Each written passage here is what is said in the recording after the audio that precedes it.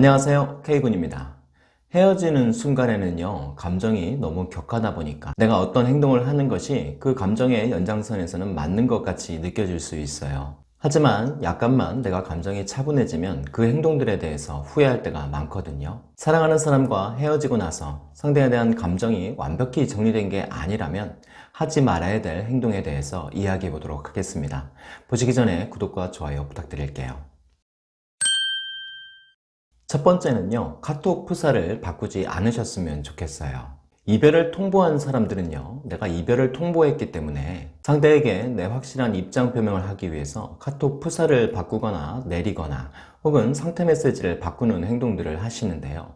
그래야 내 상대가 내 정확한 의사를 알 수 있을 거다라고 생각을 하셔서 그럴 거고요. 이제 헤어졌으니까 그렇게 하는 게 맞는 거다라고 생각을 하셔서 그럴 거예요. 물론 이제 정말 단 1%의 가능성도 없이 내 상대에 대한 마음이 정리가 됐고요. 그 사람을 다시는 받아줄 생각이 없다면 그렇게 하는 게 가장 좋은 방법이겠죠. 그리고 그게 분명 상대를 아프게 하는 것은 맞지만 진짜 상대를 배려하는 마음일 수도 있거든요. 내가 그런 의도로 했을 거니까요. 당연히 내 상대는 아주 뼈저리게 아픈 시련을 겪게 될 거예요. 그러면서 내 상대는 내가 마음을 완전히 접었구나 라고 판단을 하게 될 거고요. 근데 문제는요, 그 당시에는 분명 나는 감정이 아주 격해서 내 상대를 정리하고 이제 끝내려고 했던 게 맞는데 이후에 나도 마음이 조금 차분해지게 되면요, 상대가 그리워지거나 미안해지는 마음이 커지는 경우가 생각보다 많거든요. 그리고 종종 내 이별 통보를 내 스스로 후회하면서 상대에게 다가서고 싶은 그런 마음이 생기기도 한단 말이죠. 근데 이미 푸사도 내리고 바꿨어요. 그러면 내 상대방은요, 그게 이별의 의미를 담은 변화라고 생각하겠죠. 그게 커플 사진이었던 어떤 사진이었든 간에 그런 상태를 보고 의미를 부여하게 된다고요. 그리고 내 변화에 의해서 내 상대방도요, 그런 변화에 대한 변화를 시도하죠. 이렇게 하고 나면요, 나중에 내가 상대방에게 다가서고 싶어도요, 나는 이미 상대방의 마음을 짓밟아 놨거든요. 그 이후에 내가 푸사를 긍정적인 걸로 올렸을 때, 내 메시지를 긍정적으로 표현했을 때 분명 나는 다가서고 싶은 마음에서 그렇게 했음에도 불구하고 내 상대방 입장에서는요, 그런 내 행동을 믿기가 더 어려워지거든요. 그리고 나도 짓밟힌 상대방의 마음을 열기가 분명 더 어려워질 거예요. 그리고 나도 상대방에게 이별 통보를 했지만 내가 푸사를 내리거나 변경한 걸로 인해서 내 상대방도 같은 반응을 보여왔거든요. 그걸 보고 나도 내 상대방의 마음을 대충 미루어 보게 되잖아요. 그래서 접근도 하기 전에 체념하는 마음이 생길 수도 있죠. 반대로 내가 이별 통보를 당했을 때도요, 아직 나는 내 상대방에게 미련이 남고 그가 다시 나에게 돌아오기를 바란다면요, 푸사를 바꾸거나 내리지 말아야겠죠.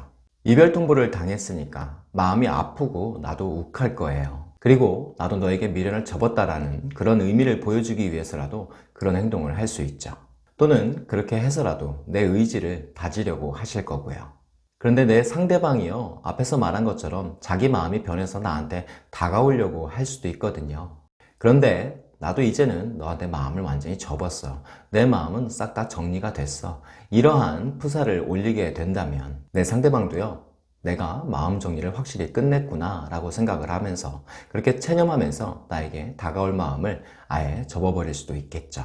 어떤 분들은 내가 푸사를 바꿔서 상대방에게 질투심을 유발하는 방법을 써보자 라고 하시는 분들도 계실 거예요. 근데 이 방법은요, 상대방이 나를 차단하고요, 내 전화도 안 받고 내가 어떠한 방법이 없을 때 마지막으로 그렇게라도 해서 상대방과의 접촉을 시도하기 위한 그런 방법으로 쓰실 수는 있는데요, 이별 직후에 아직 그런 상황은 안 왔어요. 근데 그때 이런 행동을 하게 되면 물론 상대의 질투심이 유발될 수도 있지만 반대로 상대가 이미 늦었구나 라는 생각이 들어서 나를 포기하는 그런 상태로 만들 수도 있다고요. 그리고 만약 내가 이렇게 푸사를 바꾸거나 내려놓고 나서 그리고 나서 상대방에게 아무런 연락이 없으면요, 나도 그 이후에는요, 내가 혹시 푸사를 내리거나 바꿔서 그가 나한테 오려고 마음을 먹었다가 마음을 접었나? 라는 생각을 안 할 수가 없거든요. 그러니까 이런 행동들이 결국 서로가 서로를 헷갈리게 하는 행동일 수 있다는 거죠. 두 번째는요, 차단이나 언팔을 하지 않았으면 좋겠어요. 역시 이것도 앞에서 말한 것과 동일한 의미예요. 이별을 통보하고 통보받았더라도요, 내 마음의 정리가 완전히 끝난 게 확인되지 않았다면 쉽사리 뭔가를 하지 않는 게 좋다는 거죠. 사람 마음이라는 게요, 오늘과 내일이 다르고요, 아침과 저녁이 달라요. 1분 1초가 달라진다고요. 근데 많은 분들이 자기 마음을 자기가 정말 잘한다고 생각들을 하세요. 하지만 사실 여러분들이 여러분들 마음을 가장 잘 모르거든요. 그럼에도 이별을 하고 나면 아주 굵직하고 의미 깊은 행동들을 행한단 말이죠. 내가 오히려 이런 행동을 안 하는 건 상대방에게 의미 부여를 하는 거라고 생각하실 수도 있어요. 근데 다만 나 자신을 위해서 생각해 보자고요. 내가 행복해지기를 바라는 건데 굳이 나를 내 스스로 벼랑으로 몰아세울 필요는 없거든요. 내 선택의 폭을 일부러 좁혀갈 필요는 없다고요. 만약에 이별을 했는데 그 이후에도 한동안 내 감정의 변화가 없다면, 그리고 그게 확실해지는 것 같다면, 그때는 프사를 바꾸고 차단을 해도 괜찮을 거예요. 어쩌면 그때까지는요, 나도 그렇고요, 상대방도 그렇고 약간의 여지를 주는 행동같이 느껴질 수 있겠죠. 그래서 그게 서로를 더 힘들게 하는 행동이라고 생각할 수도 있는데요. 하지만 완전히 마음을 정리했던 것처럼 했다가 나중에 상대방이 힘들게 자기 마음을 다 정리했는데 그때 다가서서 힘드는 것보다는 덜 힘들겠죠. 다시 말씀드리지만 오늘 내가 확실하다고 내 마음에서 판단한 것은요, 가장 부정확한 걸 수도 있거든요. 이별을 하는 순간에 내가 정말 확실하다면 상대를 매몰차게 아프게 만들면서 정리하는 게 좋을 수 있어요. 하지만 정했던 것 같은데 번복하는 게, 자꾸 마음을 변경하는 게 여지를 그냥 남겨놓는 것보다 더 나쁜 걸 수도 있다고요. 나도 후회할 일이 될 수밖에 없고요.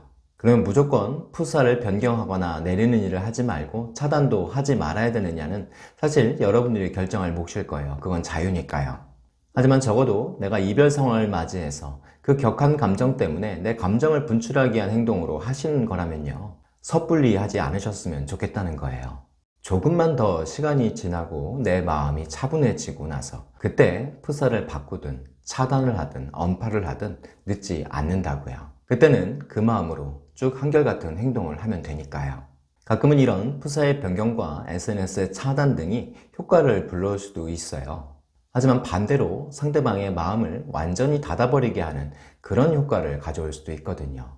그런데 내가 아직 그런 마음인지 아닌지를 구별할 수 없는 그 격한 이별 후의 감정 상태일 때는요, 나도 사실 내가 어떻게 해야 될지 잘 모를 수 있고요, 혹은 너무 간절해서 뭐라도 해야겠다라는 그런 생각이 들 수도 있어요.